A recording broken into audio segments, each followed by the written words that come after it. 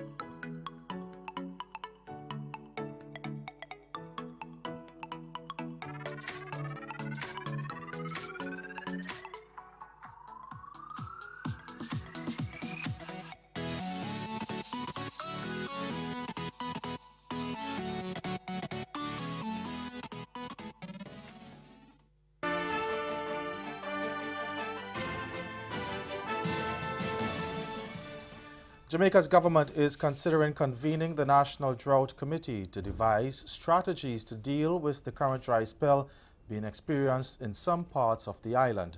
The matter was addressed by Darrell Vaz, Minister without portfolio, in the Ministry of Economic Growth and Job Creation in the House of Representatives yesterday afternoon. Vaz noted that February 2018 started the trend of below average rainfall, which continued through to the secondary rainfall season that started in May. He said preliminary data for June suggests that the trend has been maintained for most of the country, and the forecast for the next few months is cause for concern, especially for Portland, St. Catherine, Clarendon and St. Mary. Guyana's President David Granger is refuting claims by the indigenous people that he has broken his promise to them. The claim was made by former chairman of the National Toshawa Council, Joel Fredericks, at the three-day consultation between government and the council. We were promised a lands commission and dreams of prosperity for the indigenous peoples, a respect for our land rights, and living in a lawful society. We were again promised the revision of the very poor Amerindian Act, Suite 2006, constitutional reform, and in 2016 we were promised a plot of land for the construction of the NDC Secretariat. But President David Granger says those claims are simply not true. I don't know any promises being broken. They asked for a plot of land I went there and I turned the sod myself, and it's being processed. The VP explained that. I haven't broken any promises. The government of Trinidad and Tobago and the owners of Sandals Resort can sign an agreement by year-end to begin construction of a resort on the sister isle of Tobago. The area earmarked for the construction is the Buku Golden Grove area. The two parties held a joint press conference in Tobago on Tuesday. Minister in the Prime Minister's office, Stuart Young, says there will be consultation with the people of Tobago after an environmental assessment is done. We get more in this report from Elizabeth Williams of TV6 News. Minister Stuart Young said Tuesday's meeting with Adam Stewart, along with the chairman and board members of the Golden Grove Buku Limited, the special purpose company set up to spearhead the Sandals project, is a step in the right direction. We also spoke about how we'll be approaching the Environmental Management Agency, Town and Country Planning, and all the various statutory authorities we have to interact with. Mr. Young stated that the resort will not be built on no man's land, and while Mr. Stewart and his team toured the area on Tuesday, it will only be enhanced for the benefit of the public. He said tight timelines were also discussed. However, consultations with the people of Tobago will only be had 60 days from now after environmental works are completed. We had with us some environmental engineers, etc., because of course we are concerned and we're going to work very closely with the EMA and the environmental people to ensure that whatever it is being constructed is done in complete conformance with the law, but also in protecting the environment. Stay with us, your Midday Sport is next. The state of Trinidad and Tobago has been ordered to pay financial compensations to soca artist Rodney Benjai LeBlanc after he emerged victorious in a civil suit filed against the Office of the Attorney General, claiming he was unlawfully assaulted by police during a fete in 2010. Justice Ronnie Budusing handed down the ruling at the Hall Justice in Port of Spain after finding the singer had provided sufficient evidence to suggest that he had been unjustly assaulted.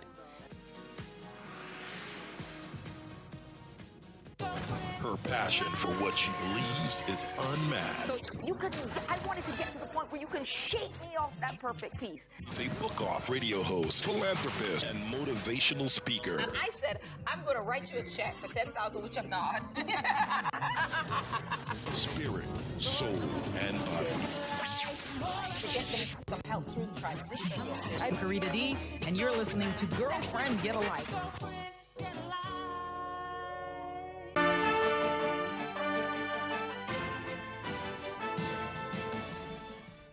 Welcome back. It's now time for sport. Barbados is now the under-17 champion after dismissing Guyana by 6 wickets on the 5th and final day of the regional under-17 championship at the National Cricket Centre in Trinidad. A century from Antonio Morris gave Barbados victory with flying colours following their run streak of 181 for 9 set by Guyana. Antonio smashed an unbeaten 101 as Barbados ended their innings on 184 for 4. Guyanese all-rounder Nigel Deodat picked up figures of 3 for 25. Over at Gilbert Park, Chaguanas host Trinidad and Tobago whipped Leeward Islands by 5 wickets. Batting first, the Leeward Islands were dismissed on 124 off 31 overs. Rashid Henry top scored with 49. Medium pacer Leon Bassanu and Leeward Islands batting lineup taken 4 wickets for 39 runs, while Samir Ali had 2 for 7. An unbeaten knock of 67 from TNT batsman Leonardo Julian did the trick to give the home side victory. And at the Brian Lara Cricket Academy in Tarouba, Jamaica suffered an 83-run defeat at the hands of the Windward Islands.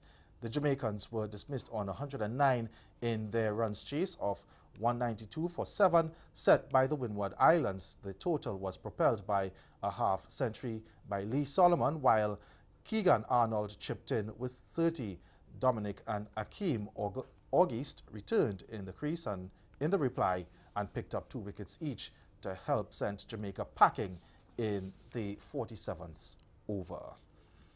And Barbadian fast bowler Jofra Archer narrowly missed out on a hat-trick as he snared a triple wicket maiden in an effort which helped peg back Gloucestershire late on Tuesday's second day of the county championship match against Success. Replying to 286 all-out made by Sussex on the opening day of the encounter at College Ground, the hosts climbed to 303 for 8, a small lead of 17 runs. On 298 for 4, Gloucestershire appeared to be ending the day strongly before the 23-year-old Archer livened up an otherwise frustrating day for Success with his brilliant burst in the penultimate over to finish with 3 for 59. That's Caribbean in 10. Join us again at 6:30 for Caribbean Newsline. Good afternoon.